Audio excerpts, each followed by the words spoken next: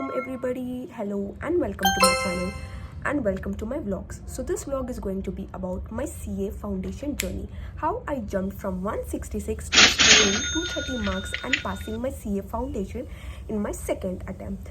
So first let me tell you all how was my CA foundation journey, how I chose it. First of all, congratulations if you're watching this video. You might be a CA foundation student, probably 90%. So after पहले तो मैं ये कहना चाहूँगी कि अभी अगर आप डीमोटिवेट हो रहे हैं बिकॉज आपके एग्जाम्स है इन जैन 2026 या फिर मई 2026, first don't demotivate your self because before joining in this CA journey आप लोगों को 1000 या फिर एटलीस्ट 10 लोगों ने तो कहा ही होगा कि CA नहीं हो पाता है यार, बाल उजले हो जाएंगे, बट CA नहीं होता, लोग तो करते ही रह जाते हैं बट कुछ होता नहीं है, कुछ बहुत सारी बोला ही होगा एटलीस्ट. तो maximum 1% of people that would be your mom and dad who would have supported you कि नहीं यू कैन डू इट. तो अगर आप लोगों ने CA फाउंडेशन चूज कर ही लिया है, रजिस्ट्रेशन हो ही गया है, अभी सिर्फ एग्जाम्स देना बाकी है और प्रिपरेशन करना बाकी है, तो जो नहीं होता है लाइक डिमोटिवेट होके क्या ही फायदा. That is my question. What will happen if you think I can not do it after choosing the path, right? So May 2022 was my first attempt. Yes, May 2022 was my first attempt and during that attempt मैंने 80 to 70% या फिर 85% तो syllabus complete कर ही लिया था. But the thing why I wasn't able to pass was I think I didn't do that exam level preparation. I didn't do RTPs, MTPs, or I didn't have the idea of how the exam pattern is there, or like how the exam pattern comes, या फिर क्या क्या होता है, true and false होता है. मैंने सिर्फ सिलेबस कंप्लीट करके रखी थी. So but when I went for my exam, like first time जब मैं हॉल में गई थी एग्जामिनेशन के, तो जब मैंने क्वेश्चन पेपर पढ़ा था तो मुझे ऑलमोस्ट सब आता था. But the problem was I was not able to attend, I was not able to write. But आता तो सब मुझे पढ़ा था, लाइक जो पढ़ के आई थी वही आया था क्वेश्चन पेपर में. But I was not able to attend because I was not prepared. मुझे वो राइटिंग प्रैक्टिस नहीं थी, मुझे वो प्रोविजंस, वो सेक्शंस डालने नहीं आते थे, मुझे वो फॉर्मूलाज ढंग से याद नहीं हुए थे. So then I realise my mistake. And then जब after 1.5 months I got up my result, I knew somewhere it was because of मेरी गलती थी कि मैंने उतना प्रैक्टिस नहीं की थी.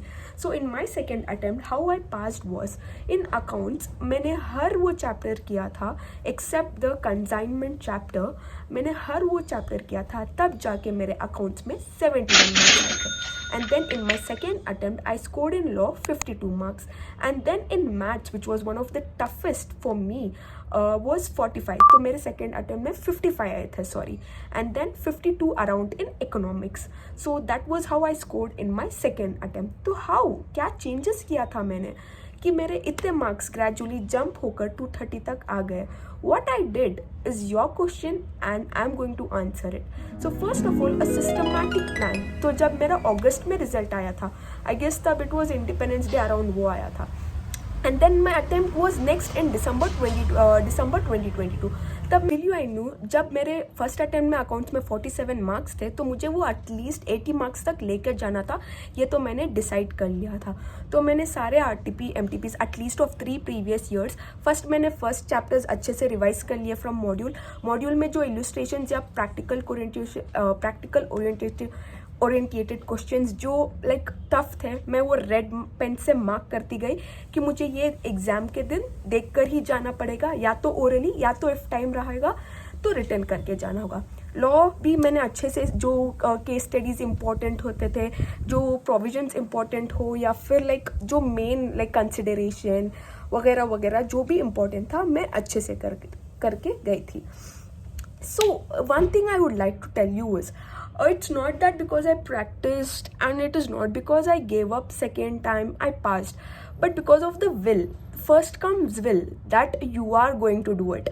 Because before choosing CA आप लोगों को many लोगों ने कहा ही होगा कि CA टफ है, नहीं होता यार, बाल उजले हो जाएंगे, तब भी CA नहीं बनेगा. बट ये सब सुनकर भी अगर आप अभी CA फाउंडेशन कर रहे हो, that means give yourself a round of applause and say it, you're just gonna do it. Step after listening to so much negative things running in the environment about CA, if you have chosen it, आप लोग आपके parents ने भी आपको support किया है and you are here, then why are you thinking that you cannot do it? I am sure each and every person will do it if you have that will. As you all know, where there is will, there is a way. देखो, मेरा ऐसा था कि मेरी family से कोई भी अभी सीए नहीं बना है, लाइक जो भी है डॉक्टर्स ही, इंजीनियर्स ही है. तो I am the first who took CA going against all the odd because I actually wanted to do it. Then जब मेरे एग्जाम्स थे ना, लाइक मैंने सारा कुछ सिलेबस भी कंप्लीट कर लिया था for my first attempt, that was in May 2022. मैंने सिलेबस तो 80-85% अराउंड कर लिया था. Why I face the failure? Because मुझे ये नहीं पता था कि एग्ज़ाम में प्रेजेंटेशन कैसे करते हैं या फिर कैसे करते हैं. लाइक वो एग्ज़ाम लेवल की प्रिपरेशन नहीं हो पाई थी. That is why I faced failure. Guys know, when I went to exam hall and when I saw the question paper, like चाहे कोई भी क्वेश्चन पेपर हो, सब पढ़ाया ही क्वेश्चन पेपर आया था. लाइक जो बुक्स में था वही आया. ऑफ कोर्स सिर्फ ये था कि I was not able to recall या फिर I don't know the exact answer, but जो क्वेश्चन पूछ रहा था आई न्यू कि मैं तो पढ़ कर आई ही थी. व्हेन आई सॉ कंसाइनमेंट, एक ही चैप्टर था जो मैं सेकेंड अटेम्प्ट को भी नहीं की थी बिकॉज मेरे को कंसाइनमेंट एक्चुअल में बन ही नहीं पा रहा था. So listen now. तो what happened was when I went for law, मुझे वो सारे like case studies I knew कि I read this, but मुझे उसके sections नहीं याद आ रहे थे या फिर उसका provision याद नहीं रहा था. Same goes with maths कि मुझे उसके formulas नहीं याद आ रहे थे. So मुझे मेरी गलती realize हो रही थी कि मैं पढ़कर तो आई हूँ, but मुझे ये exact नहीं पता है कि कौन से क्वेश्चन का आंसर क्या हो सकता है. तो लाइक आई न्यू कि what was my mistake. So in my second attempt what I did was मैं फॉर्मूलाज अच्छे से याद करके गई एंड प्रोविजंस भी अच्छे से याद करके गई कि कौन सा क्वेश्चन आए तो क्या आंसर होगा. And same goes with accounts कि कौन सा फॉर्मेट बनाना है, कौन से कैलकुलेशंस करनी है, तो ऑल ऐसा करके गई थी. Accounts I use to solve the topics which I already read in 12, like partnership and financial statements, not for profit organisations. So that is how I approached accounts. Gradually, like मुझे 11th का कुछ ज़्यादा उतना याद नहीं था जब तक मैं फाउंडेशन को आई गई थी. अब तो होता है यार. About law, thankfully when I googled, when I YouTube, then I saw CA Ankita Patni ma'am and CA Rachna ma'am also. तो CA Rachna ma'am से I did my law और like almost सारे ही मैंने APT से किया था. If you know, it is in Bhopal, but मैंने online classes ले रखी थी. But law was very new for me because मैंने 11th एंड 12th में मैंने लॉ नहीं किया था. But you know the way she teachers यार, it was literally very great. And so मुझे लॉ उतना टफ लगा भी नहीं था. मुझे जो टफ लगा था वो मैथ्स था बिकॉज मैंने 11th 12th में उतना ध्यान ही नहीं दिया था मैथ्स पर. But somehow I ended up scoring 55 अल्हम्दुलिल्लाह. There are only 2 writing papers for you, accounts and law. So you must give your best कि लॉ को आपको बार बार लिखकर प्रैक्टिस करनी है, तभी जाके आपको वो लॉ की लैंग्वेज घुस पाएगी. एंड अकाउंट्स तो अकाउंट्स है यार, सिर्फ प्रैक्टिस करके, फॉर्मेट्स अच्छे बना के, वर्किंग नोट्स को क्लियर से मेंशन करके, दिस इज हाउ अकाउंट्स में आप ज़्यादा से ज़्यादा मार्क्स स्कोर कर सकते हो. For maths, I could say is you must revise your formulas at least for 4 days once. Like anyhow, your maths is divided into 3, like maths, statistics and logical reasoning. If you are not able to make it for maths, like आपको अगर वो maths hard भी लग रहा है ना, you know I didn't do those big chapters like distribution, differentiation, calculus, something and all, because मेरा 11th में वो नहीं था. 11th में वो सारे चैप्टर्स डिलीट हो गए थे because of corona and eventually I have to skipped it out. So same thing I even skipped in maths but I scored 55. So chill रहो. अगर इसको आपको स्टैटिस्टिक्स एंड लॉजिकल रीजनिंग अच्छे से बन रहा है एंड मैथ्स के थोड़े chapters, then also you can score definitely good marks in maths. Eco is easy यार if you understand the concept. If तुम अच्छे से करोगे ना तो इकोनॉमिक्स का कुछ होता ही नहीं है. You can do it. In 12th में मैथ्स थी but it didn't work as a advantage for me because I was very lenient in maths in my 11th and 12th. So like being a maths and non math students, वो मेरे लिए बराबर ही था. I was equal to a non math students. I tell you all my accounts, जो भी accounts law सबके marks in the first attempt. तो मेरे अकाउंट्स में 47 थे, लॉ में 40 थे, मैथ्स में 36 थे, इकोनॉमिक्स में 42-43 थे. तो टोटल में 166 आया था.